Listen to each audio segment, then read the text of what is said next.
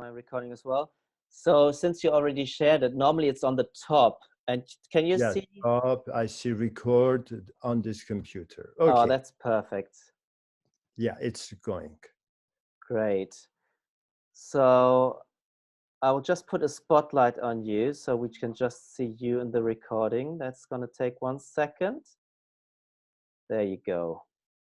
So now we're ready to start. Very good. So headaches.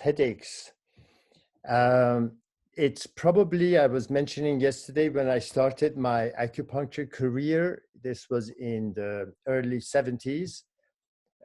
One of the very first challenges that I had was to treat headaches. And especially because I had suffered from headaches myself all my childhood, all the way to my university days. And they were treated with acupuncture successfully after about 6 months of treatments. So for me, it was a very personal challenge to treat headaches. And I was sort of welcoming patients with headaches, and I realized very quickly that it was more complicated than I figured. It's much more complicated to treat chronic recurrent conditions than to treat acute complaints. And I was, of course, at that time, we had very few textbooks. And when I was looking in the TCM textbooks on the patterns for headaches, they were basically very simplistic patterns. And the patterns that I saw in the books, I did not see in the clinical practice. And the patterns I was seeing in clinical practice did not fit any of the descriptions in the books.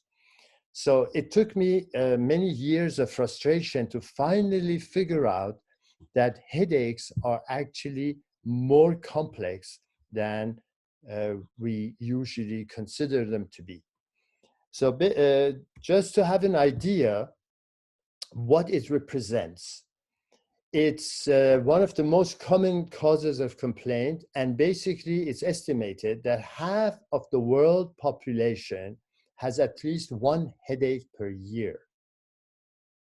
That means imagine almost like 3.5 billion people having a headache once a year, and about 20% of those people have basically tension headaches, and 15% will be suffering from migraine headaches. So you can see it's a major complaint.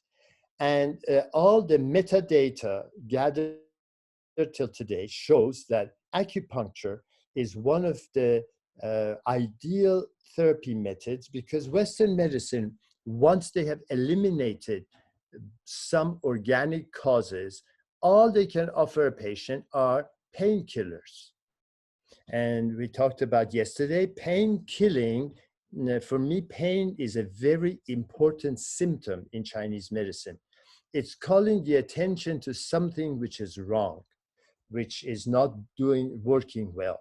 And if we cover this symptom, we are basically ignoring a body's important information that the body is trying to sort of communicate with the consciousness.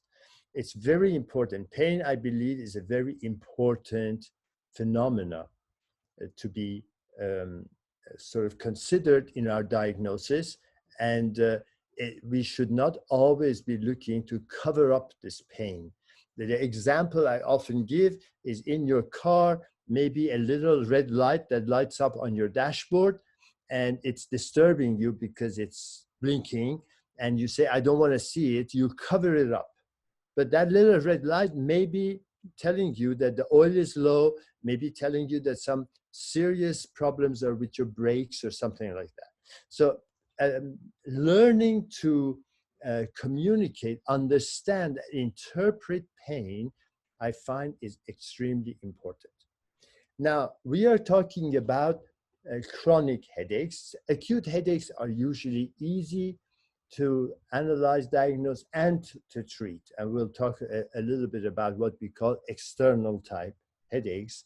But the chronic headaches, which are basically from internal disharmony, are challenging to the therapist because you have to use a lot of different tools and different strategies to basically deal with them, and also to learn to understand what is the inner deeper message that this pain is giving us. So basically, one thing I always remind the students is that when you're analyzing headaches, don't stop with the first diagnosis. Go deeper. And very often you will find that people say, I have a headache, but maybe it's not the same headache, although it is occurring in the head, but it might be coming from different causes.